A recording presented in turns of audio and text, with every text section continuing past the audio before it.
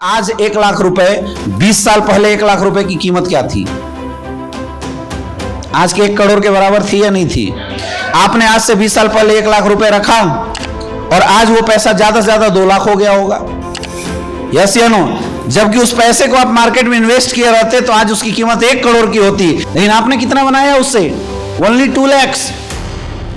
Double हुआ तो 2 लाख तो बनेगा, आपने केवल 2 लाख बनाया, जबकि वो बनता कितना? 1 करोड़ 98 लाख आपने लॉस किया। आप खुश हो रहे हो कि मेरा तो यार प्रॉफिट हो गया 2 लाख रुपए। यही तो मेंटेलिटी है। हिंदुस्तान ही एक ऐसी कंट्री है जहां पे लोग बिजनेस में इन्वेस्टमेंट नहीं, बचाव खोजते हैं। मेरे घर वाले हमेशा बोलते हैं, मेरे पापा बोलते हैं कि बेटा पैसा कमाना बहादुरी नहीं है, पैसा बचाना बहादुरी है। बोलते नहीं बोलते हैं? हाँ, मेरे पापा भी बोलते हैं कमाना ज्यादा इंपॉर्टेंट नहीं है। उसको देख, तेरा चाचा का लड़का है, आर्मी में 60,000 रुपए कमाता है, 40,000 रुपए हर महीना बचाता है।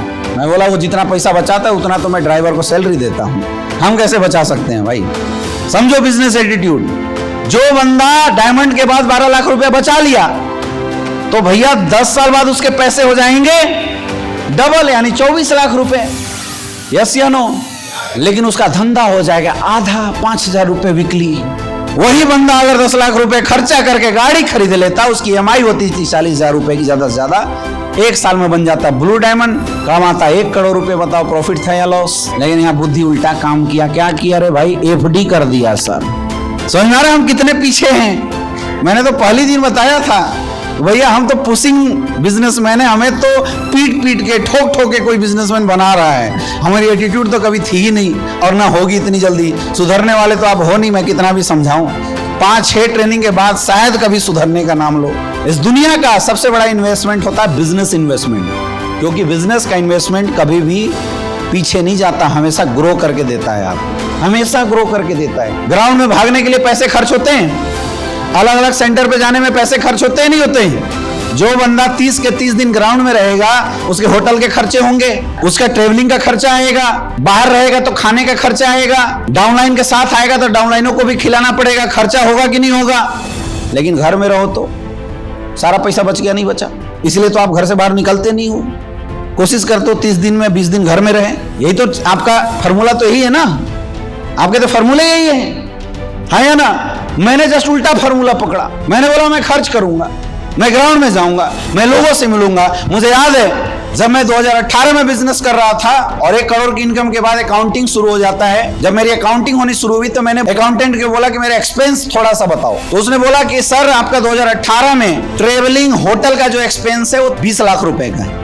20 लाख केवल होटल और जो खाना पीना फूड बिल वगैरह, वो मेरे एक्सपेंस थे 20 लाख रुपए। यानी ग्राउंड में दौड़ने में मेरे 1 साल में कितने पैसे खर्च हुए?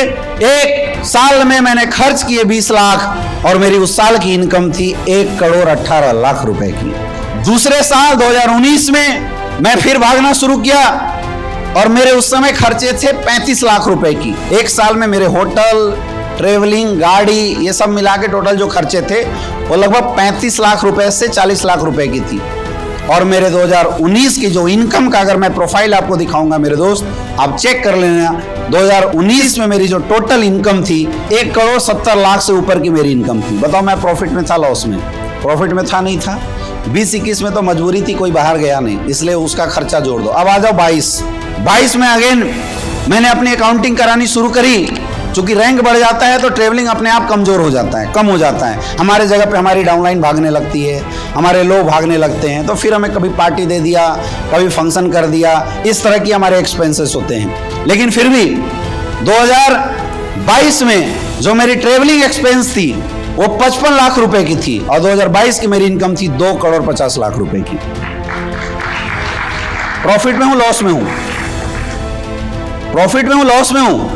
प्रॉफिट। तुम वो 40 लाख बचाते हो, इसलिए 4 साल में डायमंड से ब्लू डायमंड बन पाते हो। हमने वो 40 झोंके, इसलिए डायमंड से ब्लू डायमंड 8 महीने में निकाल दिए, ब्लू डायमंड से ब्लैक डायमंड 10 महीने में निकाल दिए, ब्लैक डायमंड से रॉयल डायमंड 11 महीने में निकाल दिए, क्योंकि हमने पैसे खर्च करना सीखा, पैसे बचाना सीखते हो। यही तो अंतर है, और क्या अंतर है?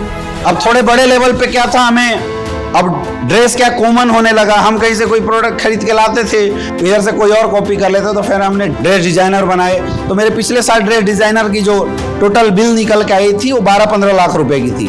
जो कपड़े उसने डिजाइन करके दिए तो 12-15 लाख के बिल बनाए। तो मैंने खर्च किए 12-15 लाख, लेकिन मेरे पिछले साल के अगर टीडीएस देखेंगे तो 3 करोड़ 10 लाख रुपए की। तो खर्चे थोड़े बढ़े 60 लाख, लेकिन इनकम भी तो बढ़ गई। यस या नो?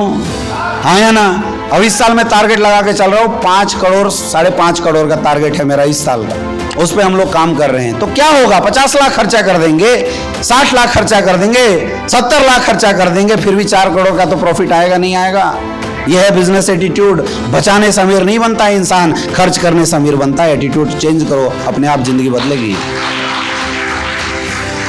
और ये तब होगा जब आपकी सोच बड़ी होगी। चिंदी चोरी से नेटवर्किंग नहीं होता।